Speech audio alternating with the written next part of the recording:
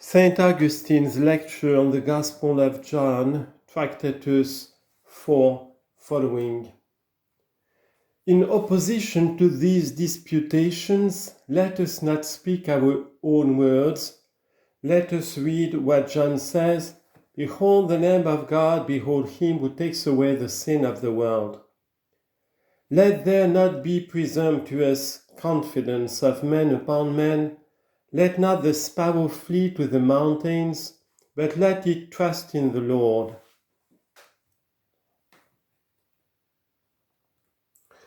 Psalm 10, verse 2.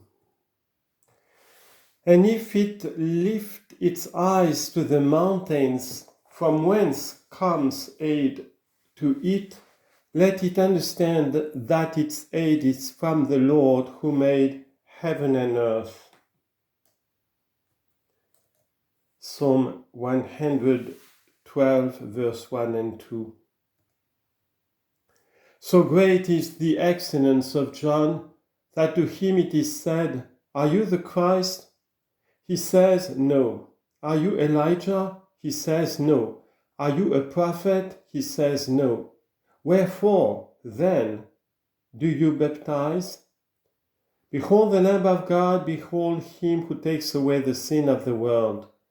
This is he of whom I spoke. After me comes a man who was made before me, for he was before me. Come after me, because he was born later, was made before me, because preferred before me, he was before me. Because in the beginning was the Word, and the Word was with God, and the Word was God. And I knew him not, he said, but that he might be made manifest to Israel. Therefore came I, baptizing with water. And John bare record, saying, "As I saw the Spirit descending from heaven like a dove, and it abode upon him. And I knew him not, but he that sent me to baptize with water, the same said unto me, Upon whom you shall see the Spirit descending and abiding upon him, the same is he who baptizes with the Holy Ghost." And I saw and bear record that this is the Son of God. Give heed for a little, beloved. When did John learn Christ? For he was sent to baptize with water. They asked, "Wherefore?" That he might be made manifest to Israel, he said. Of what profit was the baptism of John?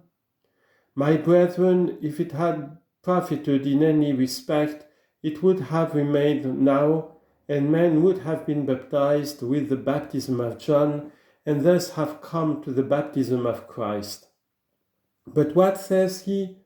That he might be made manifest to Israel, that is, to Israel itself, to the people Israel, so that Christ might be made manifest to it. Therefore he came baptizing with water. John received the ministry of baptism, that by the water of repentance he might prepare the way for the Lord, not being himself the Lord, but where the Lord was known, it was superfluous to prepare for him the way, for to those who knew him he became himself the way. Therefore the baptism of John did not last long. But how was the word pointed out? Lowly, that John might so receive a baptism in which the Lord himself should be baptized. And was it needful for the Lord to be baptized? I instantly replied to anyone who asked this question, was it needful for the Lord to be born? Was it needful for the Lord to be crucified? Was it needful for the Lord to die? Was it needful for the Lord to be buried? If he undertook for us so great humiliation, might he not also receive baptism? And what profit was there that he received the baptism of a servant, that you might not disdain to receive the baptism of the Lord? Give heed, beloved brethren. Certain catechumens were to arise in the church of higher grace. it sometimes comes to pass that you see a catechumen who practices continence, bids farewell to the world, renounces all his possessions, distributing them to the poor.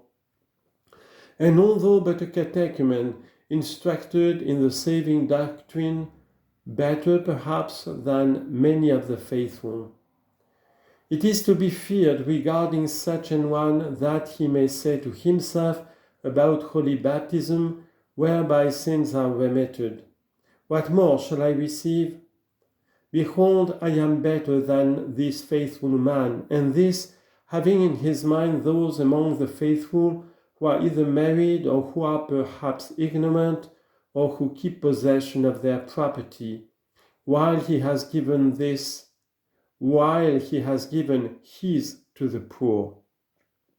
And considering himself better than those who have been already baptized, he deigns not to come to baptism, saying, "Am I to receive what this man has, and this thinking of persons whom he despises, and as it were considers it an indignity to receive that which inferiors have received, because he appears to himself to be already better than they, and nevertheless all his sins are upon him, and without coming to saving baptism, wherein all sins are remitted, he can't with all his excellence enter into the kingdom of heaven."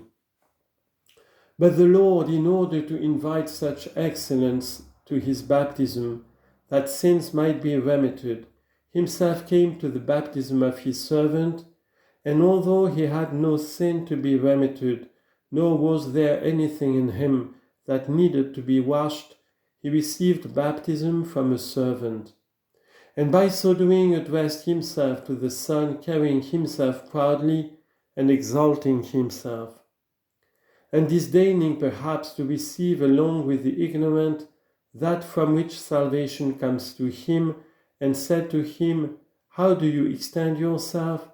How do you exalt yourself? How great is your excellence? How great is your grace? Can it be better than mine? If I come to the servant, do you disdain to come to the Lord? If I have received the baptism of the servant, do you disdain to be baptized by the Lord?"